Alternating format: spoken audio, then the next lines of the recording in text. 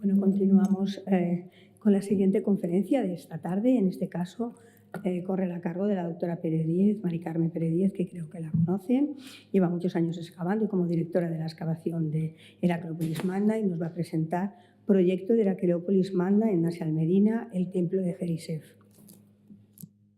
Pues buenas tardes a todos, y con estas interesantísimas charlas que se están dando, donde están los trabajos de todos los que estamos en Egipto ahora.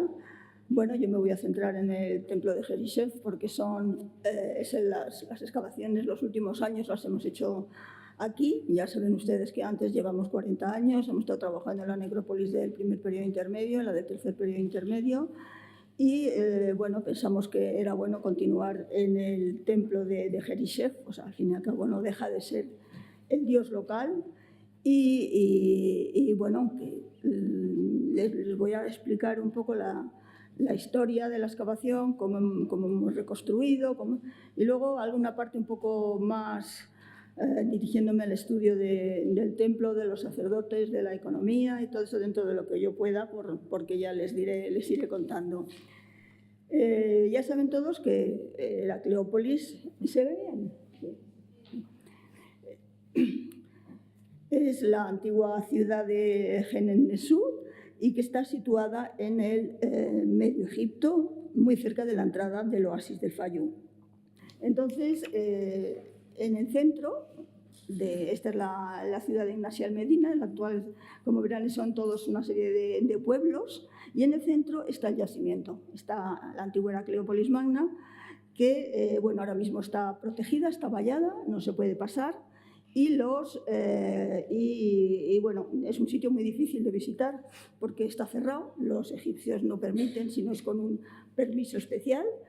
Y nosotros, bueno, ya saben que ya hace 40 años que llevamos excavando allí, que hemos hecho la necrópolis del primer periodo intermedio, la del tercer periodo intermedio, y entonces este año ya nos hemos centrado, bueno, este año ya hemos continuado con las excavaciones en el templo de Jerisev, que está en el centro de la ciudad y que está dentro de la concesión española.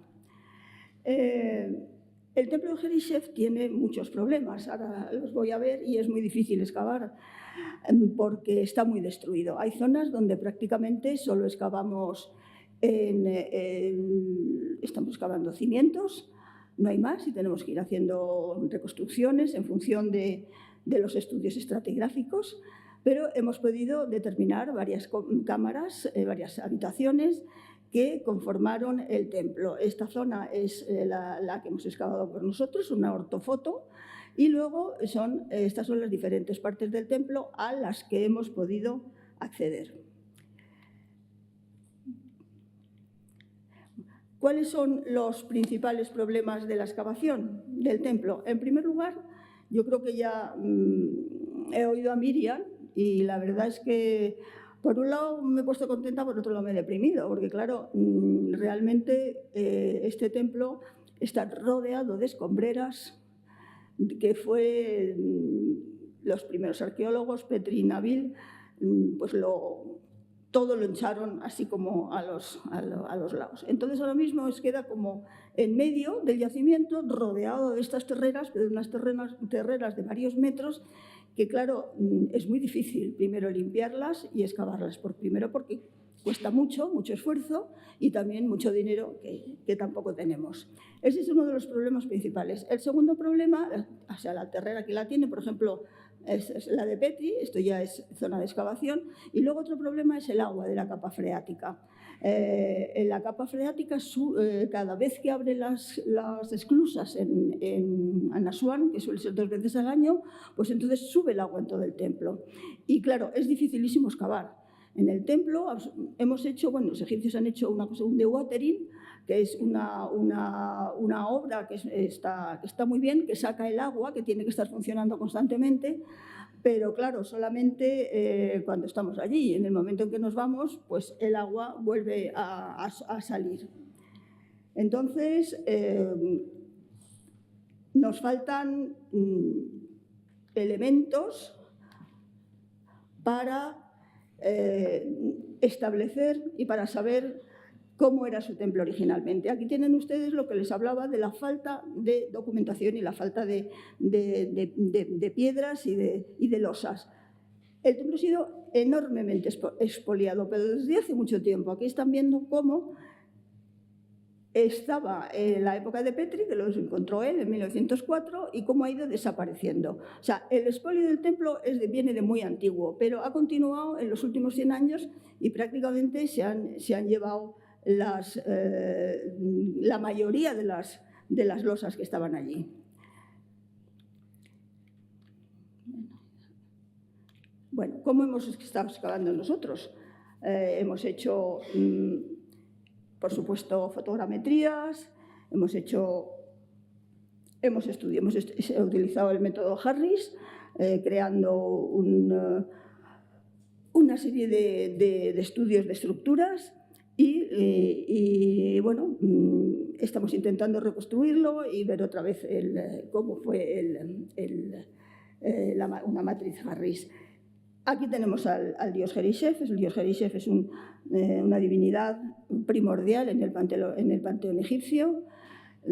Tiene calificativos de dios creador, dios de poder. Bueno, aquí tienen ustedes un libro de Lucía Díez que se ha centrado mucho en el dios y entonces, pues, la persona que quiera puede dirigirse a él para ver más el estudio del templo. Aquí volvemos otra vez. Me voy a quitar el dedo. Bueno, de verdad, lo que hago yo con esto, es que, bueno, vamos a ver. Ahora, vamos a ver. Aquí este es el templo, tal como vemos en la actualidad, y luego, para que vean un poco toda la zona de los saqueos, que están en verde claro, o sea, que prácticamente hay algunas zonas que seguimos llegando casi, bueno, a los cimientos y a la base del templo. Otra vez. Bueno, lo siento. Este último año hemos excavado alrededor y hemos encontrado el muro perimetral y se ha empezado a reconstruir haciendo una serie de ladrillos de adobe y estamos intentando hacerlo intentando ver por dónde estaba el témenos. No hemos encontrado los depósitos de estos de fundación, por el problema que supone todas estas escombreras alrededor. El templo, a la entrada, tiene un primer patio donde apareció este coloso. Esto lo encontraron los españoles en 1966, un fragmento de un coloso con los nombres de Ramsés II, pero que es un coloso, una estatua del Reino Medio. Suponemos que estaba originalmente colocado delante de los pilonos, pero está desplazado de su lugar. ¿Y dónde está? Ahora está como fuera del templo. Y detrás había como una especie de muro donde se encontraron un montón de terracotas, muchas terracotas grecorromanas, muchas están aquí en el museo, y suponemos que este es un lugar de culto donde la gente iba allí a hacer ofrendas y a hacerle el culto a la estatua del faraón.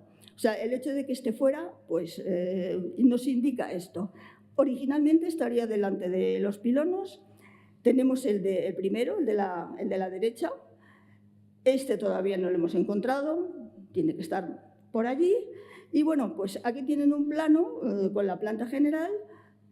Este sería el pilono, aquí viene este patio que hemos visto, que daría acceso al primer pilono, que también, como verán, prácticamente no quedan más que las fundaciones y que tampoco sabemos si pudo ser originalmente de adobe o de piedra. Nosotros creemos que era de adobe. Hemos podido localizar las dimensiones del pilono y sabemos que fue construido por Tutmosis III porque hemos encontrado elementos suficientes para datarlo en esa época. O sea, ya tenemos una fecha, Tutmosis III. Tampoco, lo que les decía, no sabemos si puede ser un pilono de piedra o de adobe. Como estamos en Tutmosis III y Tutmosis III los pilonos son todavía de adobe, es muy posible pensar que en este caso fueran de adobe, con una puerta de piedra en granito con relieves e inscripciones que restauró Ramsés II. Aquí tienen la puerta del pilono. Este es el pilono, esta es la puerta. Este es un fragmento de la puerta en el que aparece el dios Herishef, la diosa Hathor, y bueno, la encontramos en el suelo y la hemos colocado en una base. Pero, ¿qué pasó? Delante justo del pilono apareció una gran fosa de expolio, todo esto, donde empezamos a excavar y donde empezaron a salir piezas y fragmentos y partes del templo. ¿Y cómo eran estas piezas? Fundamentalmente eran de granito, porque todo lo que fue caliza se lo llevaron, lo robaron. Entonces pensamos, esto como está aquí delante, este es el pilono, aquí delante, pues empezaron a quitarlas, pero no pudieron con las piedras de granito porque pesaban mucho. Entonces las dejaron metidas en este hueco, en esta fosa, y han aparecido cosas francamente interesantes. Por ejemplo, un relieve un dintel, que a lo mejor formaba parte de la puerta de Sesostris II. Luego una serie de bases. Esto podría ser la estatua de la base de la estatua, porque normalmente las estatuas estas tan grandes tienen debajo una base, que esta podría corresponder al de la izquierda. Y también una serie de fragmentos de relieves con inscripciones, casi todos de época de Ramsés II, que son cada uno, es que hay que hacer un estudio, y bueno, está hecho, lo estamos haciendo individuo, pero casi todos, muchas de ellas eran piedras reutilizadas, los han reutilizando. Por ejemplo, tienen aquí que ven un cartucho de Senusret II, y luego por otro de los lados está el Senusret II, y esto es Ramsés II, es decir, cogieron este arquitrabe que originalmente debía de estar, ahora lo veremos, y lo reutilizaron en el templo de Herishef en la época de Ramsés. Aquí tiene esta especie de fosa, el depósito, de donde estaban todas estas piezas amontonadas, como ya lo han visto antes. Estaba llena era muy difícil de excavar, lleno de cascotes, llenos de cerámica, todo muy tardío. Y se ve, la estratigrafía nos demuestra que ha habido como varios expolios, porque hay varios niveles. Lo que pasa es que esto da, aunque no estén en su sitio, da una riqueza enorme al estudio del templo. Aquí tienen, pues mire, este es el pilono, lo que queda del pilono, que no es más que la base, las bases, y entonces el pilono da acceso al patio peristilo, lo que queda del patio peristilo. Este lado se excavó hace algunos años, y en este lado quedan más fragmentos, hay unas basas y detrás las bases de una columna. El lateral, el patio peristilo, el lado oeste, es completamente diferente. Lo hicimos el año pasado, pero no pudimos terminarlo y no sabemos esta diferencia a qué se debe, porque realmente es la misma estructura. En ambas esquinas, las primeras esquinas de este patio, aparecieron dos triadas. Esta triada la encontramos nosotros, mira, aquí hay una y aquí hay otra. Entonces, este es el plano de Petri, que nos indica dónde originalmente estaban las triadas, porque él encontró la primera, la grande, y un fragmento de la otra. O sea, estaban justo a la entrada del patio peristilo. Esta es la triada de Ramsés II, Ptah y Sermet, con invocaciones a Herishef. Es muy impresionante, tiene 2 metros de alto y bueno, ha estado en el jardín del Museo del Cairo durante muchos años, pero ahora se la han llevado al GEM, al Grand Egyptian Museum, y bueno, la estaban preparando, está allí instalada, además muy cerca de la entrada, yo la he visto, aunque solamente hemos podido entrar al patio, junto con otros colosos también estos son de Senusret III, que aparecieron en Heracleópolis, en el templo de Comen la Careb. O sea, allí había mucha actividad en el Reino Nuevo, pero aprovechándose de muchas piezas del Reino Medio. Hemos hecho como una especie de reconstrucción del patio peristilo, basándonos un poco en el Luxor, en el templo de Luxor. Entonces, tenemos las basas, tenemos las columnas, bueno, lo que son los fustes, y luego Nabil encontró también una estatua, un fragmento de estatua, que no sabemos dónde está, pero que podría corresponder perfectamente a la cabeza de una de estas estatuas. Este es el patio de Ramsés en el templo de Luxor y se parece mucho al nuestro. Como tenemos suficientes elementos para imaginarlo, pensamos que pudiera haber sido así el patio de este patio peristilo. El patio peristilo tiene unas escaleras que darían acceso al pórtico. El pórtico actualmente también está bastante... Es una pena que se haya llevado tantas cosas. Fue excavado por Petri, porque el templo lo descubrió en Nabil a finales del siglo XIX, pero esta parte la excavó Petri.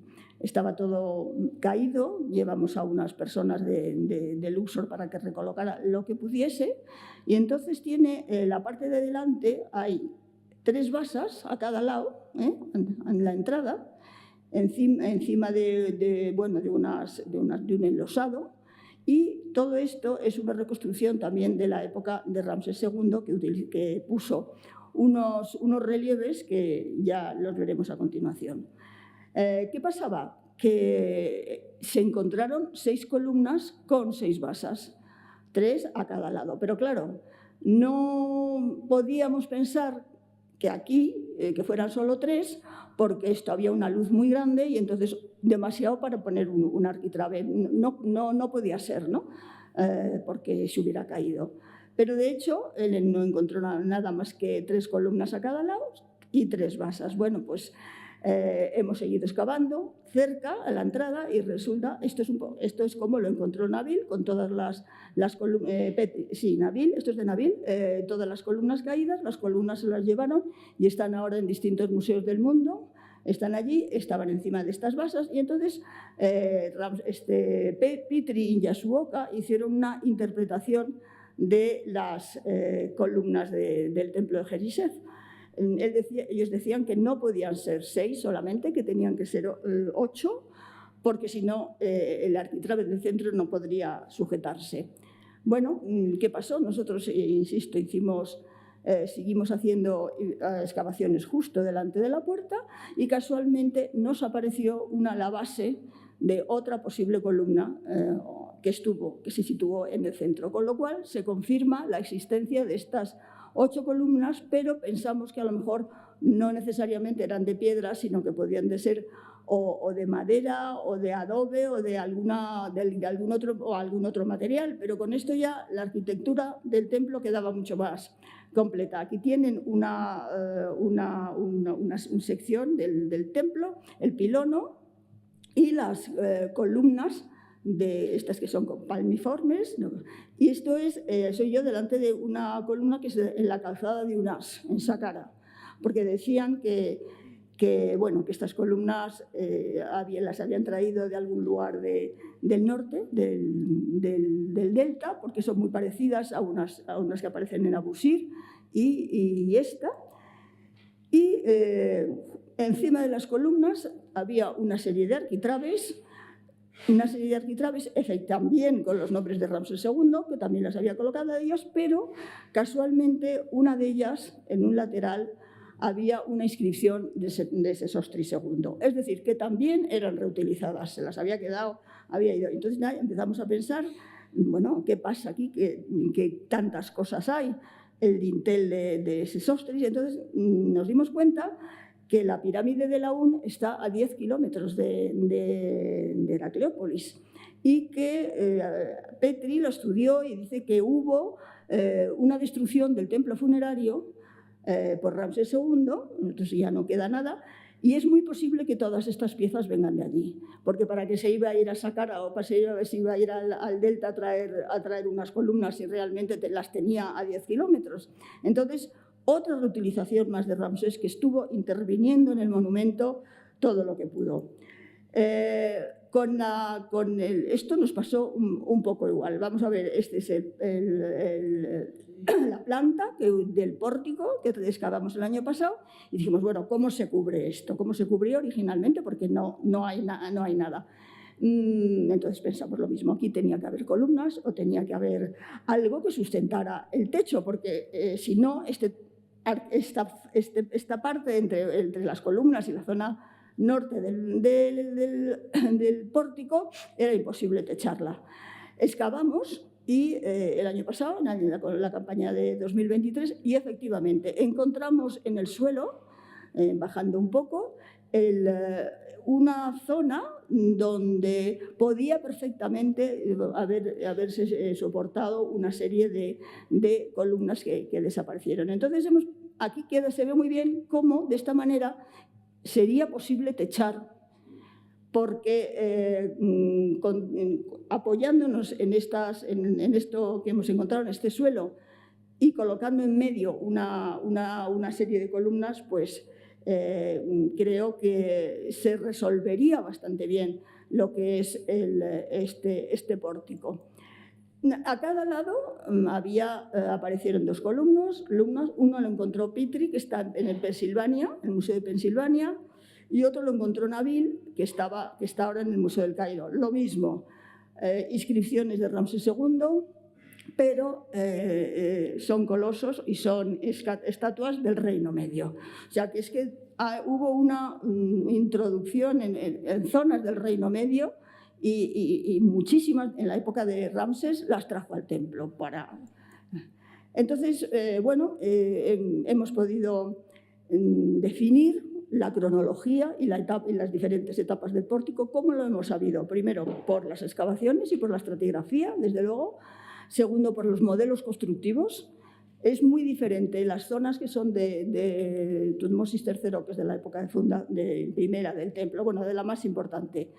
Y luego lo que añadió Ramsés II en lo que ya se encontraban. Pero ya sabemos cuáles zonas son del Reino Nuevo, Tutmosis III, y otras, y cuáles son las ampliaciones que hizo Ramsés. Insisto, porque salimos a salido cerámica, porque los modelos constructivos son diferentes y porque la estratigrafía nos demuestra que hay un cambio y tal.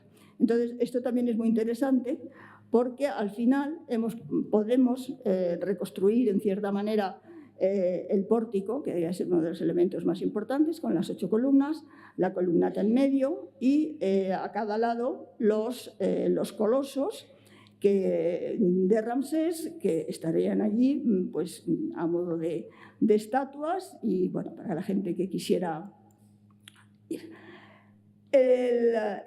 Los pilonos dan acceso a la sala hipóstila. Como verán ahora, esta es la zona del acceso a la sala hipóstila desde el pórtico y como verán, pues de la época de Petrie a como está ahora, pues la verdad es que es un poco penosa, pero bueno, todo es a base de grandes esfuerzos. Aquí están arqueólogos muy buenos que trabajan fenomenal. Estamos haciendo todo el día plantas, planos,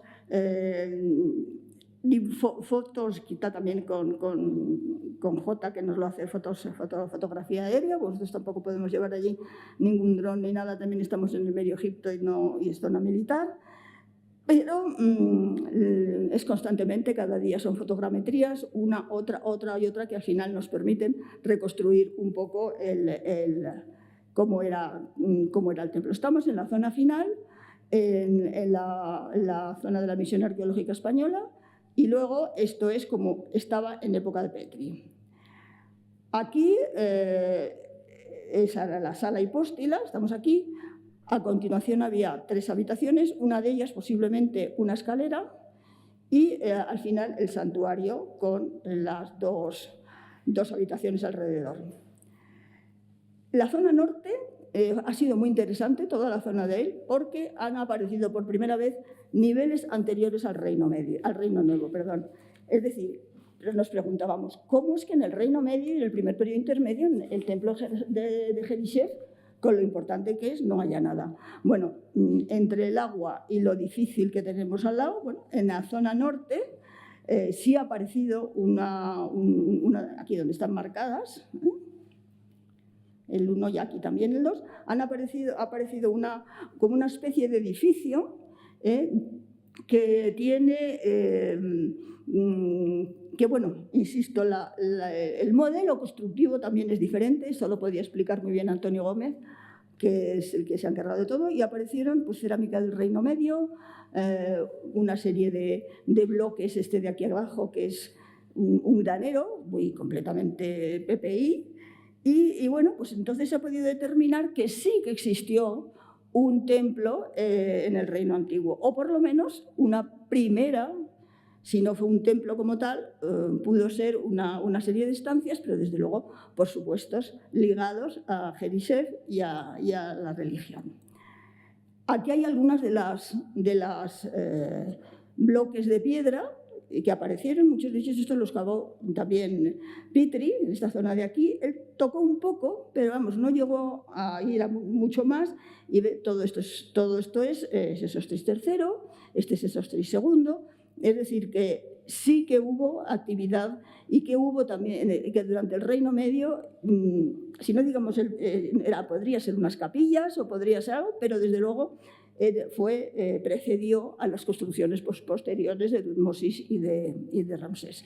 Entonces, esto es lo que tenemos aquí, lo que al fin y al cabo hemos podido hacer una reconstrucción completa. La zona amarilla es la Ramésida, la roja Reino Nuevo con Tutmosis III, y luego toda esta zona de aquí que nos queda todavía dudosa, no sabemos muy bien, pero vamos, está la sala hipóstila.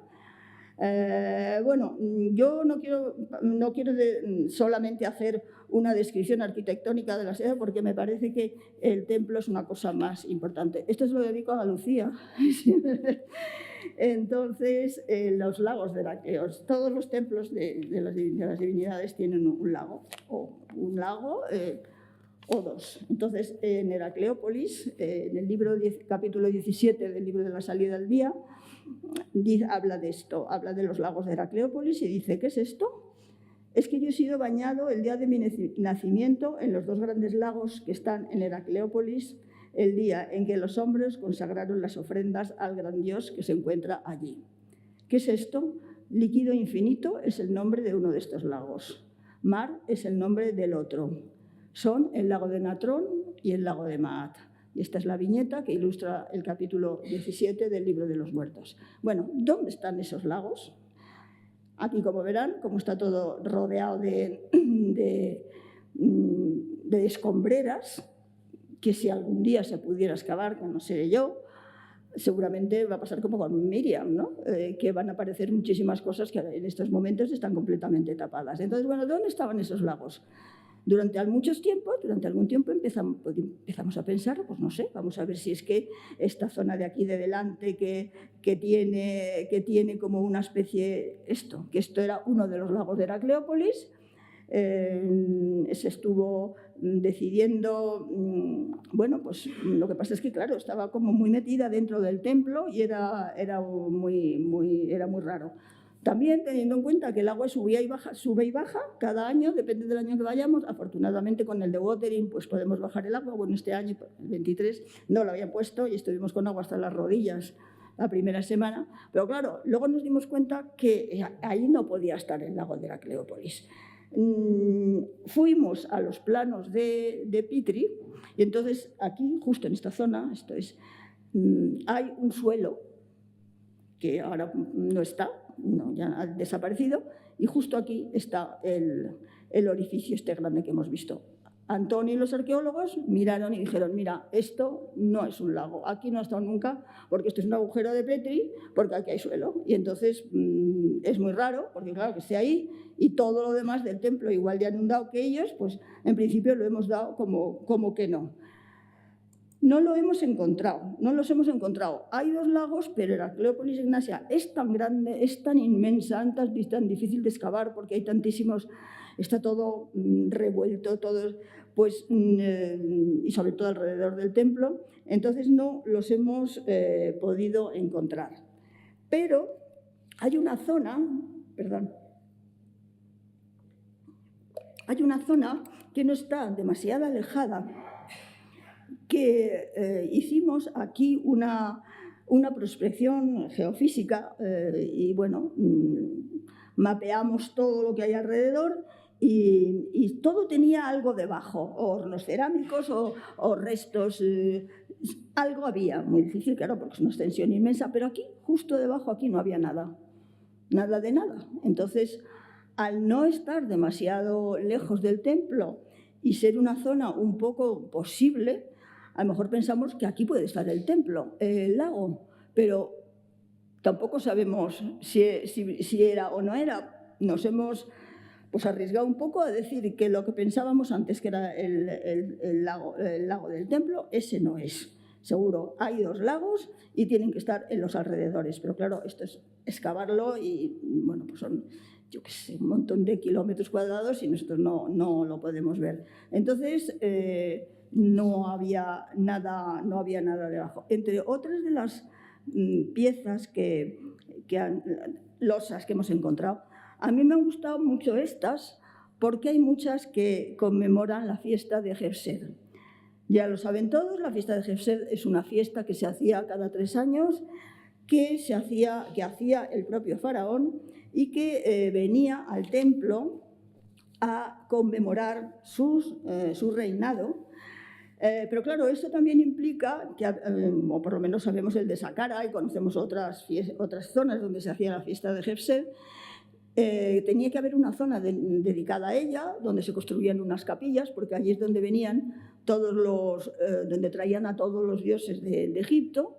Entonces, el pueblo, la gente, el faraón, los adornaba y el rey, para conmemorar su valor y su mar, hacía un recorrido por una sala, visitaba todas las divinidades, luego lanzaba unas flechas y la fiesta duraba, bueno, era una fiesta religiosa muy antigua. Nosotros, por supuesto, todas las piezas que hay son también de Ramsés II. No sabemos si, desde luego, tampoco hemos encontrado ninguna habitación ni ninguna zona que pudiera ser susceptible de celebración de la parte de la fiesta Sed, pero yo creo que con tantas cosas, como no sé que conmemore la fiesta Sed de Jefsed de otro sitio, pero cada vez van saliendo más. Y hay muchos más, lo que pasa es que, claro, ya no podía colocarlos más, enseñar más. Entonces, este es otro tema también que queda pendiente, porque a lo mejor se puede añadir una más de las fiestas Jefsed de Ramsés, la que se celebraba en Heracleópolis. Estamos todos siempre en el filo de todo y que sabemos que tenemos que buscar y cómo buscarlo, pero no lo encontramos, ¿no? En fin. Entonces, hemos hecho con todas estas piezas que hemos encontrado una reconstrucción, una especie de museo al aire libre, donde hemos colocado las inscripciones, las triadas, todo lo que hemos ido encontrando alrededor, pues los hemos colocado en unos pedestales que lo que tienen es que se pueden en cualquier momento levantar, o sea, no se tienen no son agresivos, ¿no?, para el templo, es decir, bueno, pues ya no se puede quitar porque esto lo hemos movido. Bueno, pues no, está así, tenemos que darle una pintada un poco a los pedestales porque están demasiado blancos, pero bueno, está muy bonito, la verdad. Lo que pasa es que como no tiene ningún mantenimiento de un año a otro, cada vez que llegamos está todo lleno de matojos y de tal, pero bueno, nosotros lo que nos digan, hay que hacer un museo al aire libre, pues lo hacemos. Y este es un poco la reconstrucción final del templo. Aquí a la derecha, a la izquierda, perdón, toda esta zona con todo entero, ¿no?, que se vería hasta llegar hasta la zona final. Y luego esto es una reconstrucción que hizo, que a mí me gustó, el periódico ABC, cuando nos hizo una intervención. Entonces, bueno, lo traigo porque, aunque no es nuestro, pero queda muy bien y además da bastante idea de lo que es un santuario. Pero vamos a ver, yo no me quiero limitar solamente a la descripción arqueológica y tal, y entonces voy a hablar algunas de otras cosas relacionadas con el templo. En primer lugar, el templo es un lugar religioso, un centro religioso, que ya saben que allí no se va a orar, simplemente se realizan rituales y es el recinto donde Dios posee una estatua que cada día se viste, se nutre, y hacia ella se dirigen las mayores atenciones que las llevan a cabo los sacerdotes, que deben ser puros, estar circuncidados, pero no están obligados a poseer grandes conocimientos. En torno al culto de este dios se organiza todo un ritual del culto realizado siempre en nombre del rey. El personal es muy numeroso y se establece una jerarquía que va desde el primer sacerdote hasta los clérigos de rango inferior. Les traigo las piezas que hemos encontrado nosotros en Heracleópolis vinculadas al templo. Concretamente, a la izquierda, este es un dintel en la que aparece un jefe de los Massahués, que es la tribu libia que luego da origen a la dinastía 22, que es aquí está, primer sacerdote de Jerisev, y que también él era el gobernador local, era jefe del ejército, el comandante, en fin, acumulaba toda una serie de cargos. Evidentemente, claro, debía también jugar un papel importante en el templo, porque al ser primer sacerdote de ese Jerisev, pues era el que organizaba el culto en nombre del rey. Al lado tenemos otro vasocanopo, en este caso de un sacerdote Samerev, que está muy relacionado con el culto funerario, y su nombre significa el que ama. Es un epíteto de Horus vinculado al mundo funerario.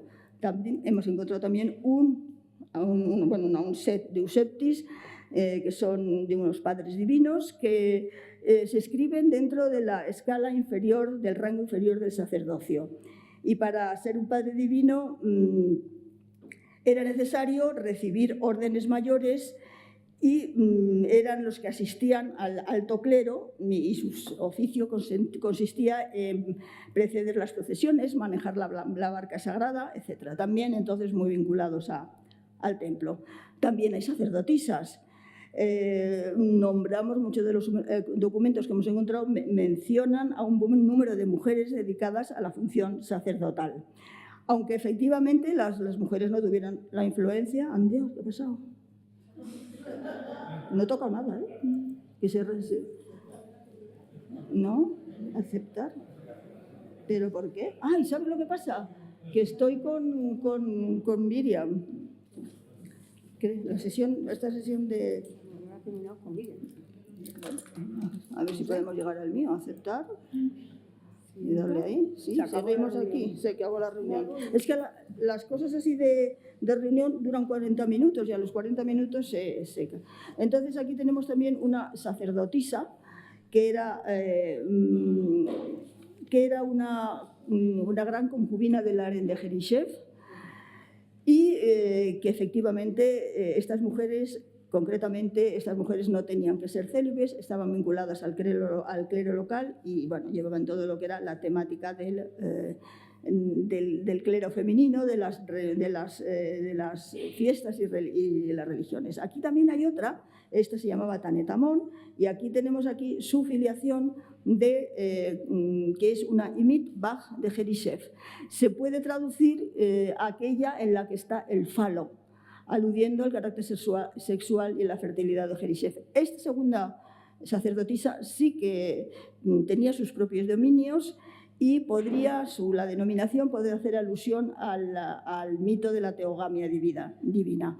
También hay otras que son cantoras del interior de Amón, en fin. Y luego es curioso porque en la necrópolis del primer periodo intermedio hay mucha gente que se llama Jerisev, muchos nombres, pero no hay prácticamente ninguna mención a ningún cargo vinculado con el templo. La única que he encontrado, por lo menos entre las nuestras, esta es una sacerdotisa de Ator, porque Atos era la esposa de Jerisev, Y nada más, no tengo noción de que, bueno, noción no, que no hemos encontrado ninguna que haga referencia al templo, lo cual es también un poco raro, porque si no hemos encontrado tampoco restos arqueológicos, pues, en fin. Bueno, luego a mí me gustaría hablarles un poco como en el templo, como centro económico y administrativo. Lo que ya les he dicho, dispone una serie de áreas que nos las ha enseñado Miriam en su gran templo, pero miren ustedes cómo está todo. Está rodeado de escombros. Este es el de watering, que por aquí van unos tubos, que por aquí sacan el agua, pero todo esto es que habría que excavarlo, porque claro, ahí es donde están los almacenes, donde puede haber lugares bueno, pues de trabajo, habitaciones de la gente que trabajaba. Sabemos que el templo que todos los templos tenían dominios, tenían grandes extensiones de tierra, y los templos se convierten entonces en una unidad económica cerrada, donde todos los sacerdotes pues, hacen una serie de funciones, pero aparte de eso trabajan en la vida económica del templo. Aquí nosotros tenemos que, como no tenemos arqueología, pues tenemos que mirar los textos. Yo no sé si se ve esto, sí, se ve bien. En primer lugar, las estelas de donación. Son donaciones de tierra hechas por un rey o particulares en favor de un templo o en favor de personal que dependía del mismo. La tipología es poco variada, tiene la parte superior redondeada y en el centro aparecen los protagonistas y bajo los pies unas líneas de inscripción nos dan los detalles sobre la donación. Se establece por las palabras Hetebdi y la ofrenda se traduce en imágenes. El rey con el símbolo en sus manos ante la Trinidad beneficiaria, y el soberano puede estar sustituido por el dinasta local. Cuando se da esta donación, el rey promulga un decreto desde el palacio y desde allí comunica su decisión al templo, que se queda con estos terrenos y son en cierta manera los que llevan a cabo toda la función económica del templo, donde están trabajando los sacerdotes, toda la gente que están allí adscritos al templo. Estas, por ejemplo, es anterior también, aparecieron en Heracleópolis, no las encontré yo, pero estaban en el templo, en el Sebaj, perdón. Y entonces hay algunas muy curiosas, por ejemplo estas, que yo aquí no la veo bien. El día 6, el Dios bueno, Señor de las dos tierras, bueno, lo pueden leer, dotado de vida, donación en este día de 50 aruras de campo a la cantora del interior de Amón y Eruch, su hija. Donación del rey a la ciudad que se ha establecido eternamente para siempre. O sea que aquí ya y hay varias, hay varias estelas de donación, lo cual para mí resulta muy interesante porque aquí así puedes ver un poco más, o sea, no solamente quedarte en la parte arqueológica y eso, sino de interpretación, cómo era, qué pasaba en el templo. Y luego hay para mí, uno de los documentos más interesantes que se han encontrado en Heracleópolis es el decreto de Sesón I. El decreto de Sesón I apareció en el templo en 1907, está en el Museo del Cairo, es un bloque a ver, las dimensiones las tengo aquí, de una cronología hacia 1940 a.C., y es un bloque cúbico y uno de los laterales está decorado con 8 orificios circulares y las otras 2 caras están dedicadas a inscripciones con 16 líneas horizontales y todo esto. Entonces, el decreto dice, a ver, me pongo aquí. El rey del sur y del norte, el señor de las dos tierras, hijo del rey, el señor de las cercanías, de las Sesón Meriamón, venida del hijo real, el general Nimlot, ante su majestad, diciendo: en cuanto a los dominios de Jerichef, hay un deseo ardiente relativo al buey de la ofrenda periódica. He constatado que ha sido abandonada, habiendo existido antes desde el tiempo de los antepasados. Sería bueno restablecerlas. Su Majestad dijo: «Es mi padre Jerichef el que hace juicio con todo lo que sale de tu boca y en tus dominios para la eternidad». Entonces se hizo un decreto en palacio para provisionar los dominios de Jerichef y para establecer en ellos este buey de la ofrenda periódica, conforme a lo que se hacía desde los tiempos de los antepasados.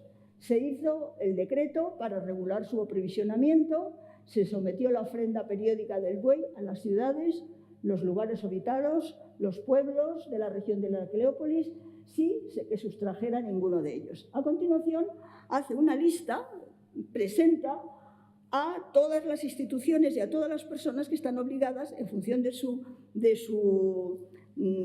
cargo y eso, a llevar los bueyes al templo de Jerichef, y dependía de cada uno, pues tendrían que ser, por ejemplo, uno por día y por meses. Entonces, por ejemplo, la señora de la casa, la gran superiora del harén de Jerichef, que la hemos visto, esa tiene que llevar 10 bueyes. La sacerdotisa y Mikvah, 6 bueyes.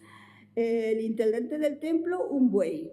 El jefe de los arqueros de la flota del general, 10 bueyes. Se presenta prácticamente aquí una gran parte de la sociedad heracleopolitana y de la necesidad y la obligación, porque en realidad esto es un decreto que da Sesón, de que se lleven al templo estos bueyes, porque luego van a ser utilizados pues, como ofrenda y para el esto. Pero no solamente es esto. Bueno, aquí están los dignatarios,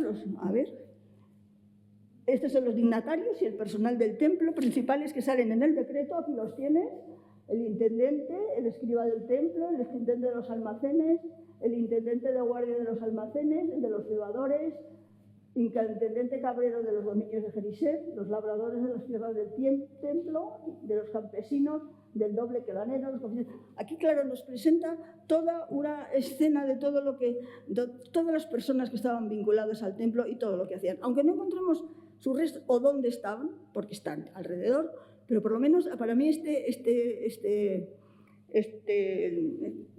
bloque, esta inscripción, es una de las más importantes referidas al templo. Pero además, no solo habla de la gente que tiene que llevar eso, sino también de las localidades. Entonces, esto también es muy bonito, muy interesante, porque las localidades hablan de todas las que están alrededor de Heracleópolis, y Butzer, en su libro sobre el nomo, habla del nomo 20 del Alto Egipto, y dice que era uno de los nomos más poblados de Egipto, con una ciudad grande, 23 pueblos, una densidad de 125 habitantes por kilómetro cuadrado, con la capital en Ensú. Estaban las ciudades, Demi, que eran los lugares habitados, los Uju, los pueblos, Pahi, más nombre propio, una granja o campo, los actuales Esbets, que son agrupaciones donde viven las casas con personas y animales, Tauhid, localidades nuevas, creaciones de nueva planta, colinas, caseríos,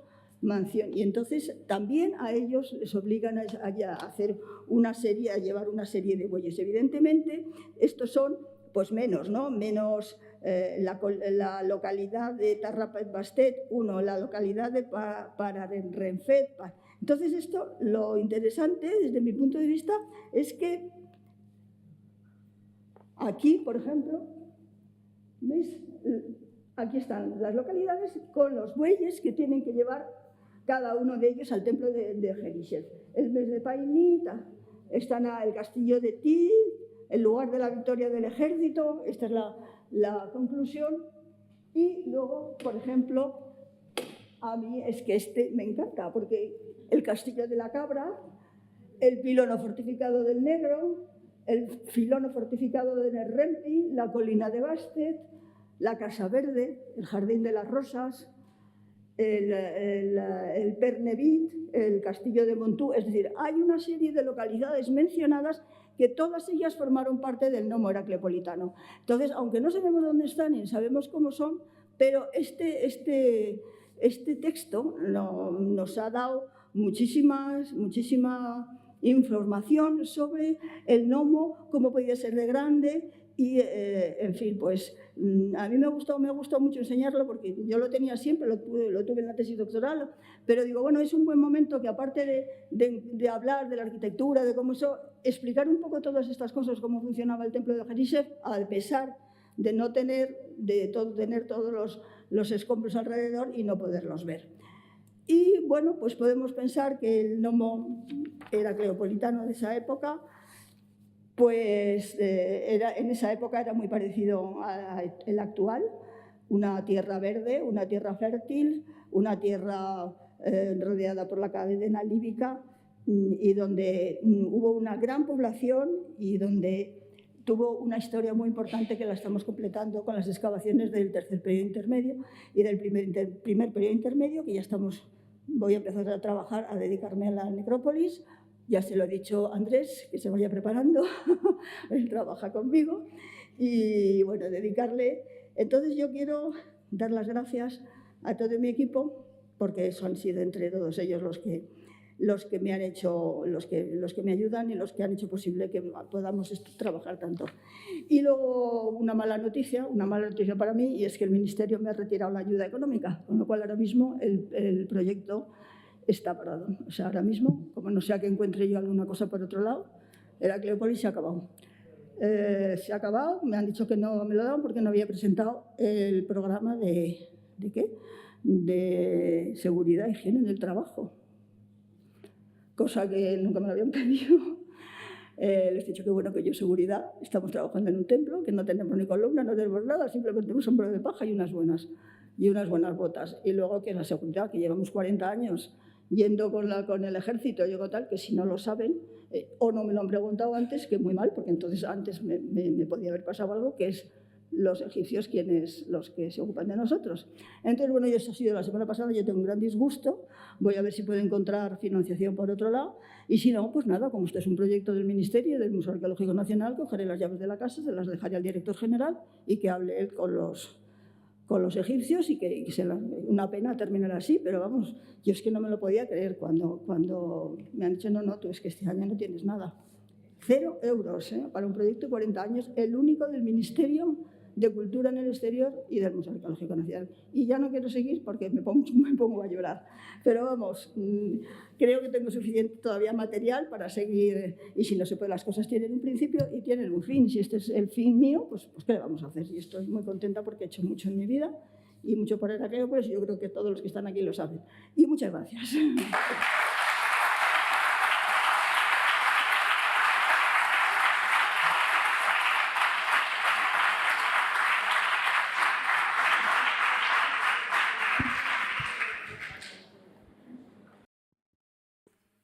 Bueno, muchísimas gracias, Mari Carmen, por esta conferencia. No esperemos que puedas volver. Inshallah. Bueno, inshallah, esperemos que sí. Y una pregunta con respecto al documento que has puesto al final. ¿Está expuesto o no? No sabes. En el Museo del Cairo estuvo. Yo ahora, con todos los cambios que han hecho, no lo sé. Tendría que buscarlo, pero es un blog así. Vale. Y además, bueno, está publicado. Está publicado por Tresor porque es muy difícil de leer, está muy borroso. Yo fundamentalmente me he basado en la traducción que ha hecho él, pero me pareció tan interesante cuando lo vi que dije, esto hay que incluirlo porque da otra visión, ¿no? Entonces el templo, las partes, los pilones, todo eso está muy bien, reconstruirlo, hacerlo, pero ¿qué pasaba detrás de todo eso? ¿Quién estaba allí? ¿Cómo vivían? ¿Qué trabajaban? ¿Cuáles eran las principales... la gente que estaba, los sacerdotes, todo. Intentar hacer una especie de explicación y un poco más de interpretación de los lagos. Siempre es un poco lo que he dicho antes, que nos encontramos, sabemos las preguntas, pero todavía nos cambian las respuestas, no sabemos muy bien, pero bueno, eso es lo importante, ¿no? Buscar las preguntas y que saber qué queremos buscar. Vale, gracias. ¿Alguna pregunta? Sí. Hay los materiales que hay aquí en el Museo Arqueológico de la Cleópolis, el templo, yo solo recuerdo... Perdón, estoy preguntando por los materiales que hay aquí en el museo del templo, procedentes del templo, fuera de las terracotas que ya sé que aparecieron en el patio, y hay un rostro de granito. ¿Y es lo único que hay del templo? No, ¿aquí? Es lo único porque, vamos a ver, antes de 1966, la primera campaña que se hizo fue en el templo, la hizo Almagro. Entonces, el primer sitio donde fueron a excavar fue en el templo. Entonces, en una esquina, y encontraron el coloso, este grande que está allí. Entonces, bueno, esto fue en el año 66, 68, y en ese momento había reparto de excavaciones. Y excavaron un trocito, encontraron las terracotas, alguna cerámica, una cabeza de granito negra, e inmediatamente se fueron. Dejaron el templo porque encontraron la necrópolis del primer Pariente Medio, no sé qué, estuvieron una semana o 15 días, y ya nada más, porque después ya no ha habido reparto de excavaciones. Ya. Y Jesús López, que creo que fue el que lo publicó, ¿no? No da ninguna cronología. Nadie ha intentado ver si es de Tutmosis III, Ramésida o... Bueno, lo hemos hecho nosotros. Ya os he enseñado que... El resto, digo, sí, el de aquí. Lo que hay aquí, las terracotas son de época grecorromana y la cabeza, pues no está tan estropeada que es difícil saberlo. Nosotros hemos podido ver por las excavaciones, se ha podido datar el pilono Tutmosis III, la siguiente fase Ramsés II, reconstruye el pórtico, la sala hipóstila, luego ahí estaba la parte más antigua del Reino Medio, en fin, un lío también. Luego, durante el tercer periodo intermedio, el templo tiene mucha importancia, pero nosotros no hemos encontrado nada. Está tan destruido, como dice Antonio, es que excavamos para abajo, ¿no? Todo el mundo excava para abajo, pero en vez de tener un edificio grande, nosotros lo tenemos todo a ras de suelo, ¿no? Y bueno, hemos visto un poco la evolución cronológica. Es que además el nivel del Reino Medio hubiera estado bien intentar buscarle algo más, porque claro, este templo tiene resonancias literarias. Aparece mencionar al campesino elocuente, si no recuerdo mal. Sí. O sea que, es decir, que aparte de la función religiosa tenía una función judicial y tal. Y podría haber estado bien intentar localizar si se podía algo más del Reino Medio, ¿no? Pero bueno, si no se encuentra más... Pues es que claro, es muy difícil, porque ¿qué preguntas? Bueno, ¿dónde preguntas? No sé. Vale, ya más nosotros no podemos hacer, porque aparte de eso solemos ir poco tiempo, porque siempre últimamente hemos tenido bastante poca subvención, pero bueno, lo suficiente, pero es que ahora, bueno, pues nada, que... Espera, que no sé si alguien quiere más. Espera. ¿Alguien va a preguntar alguna pregunta más? Nada, pues nada, muchas gracias.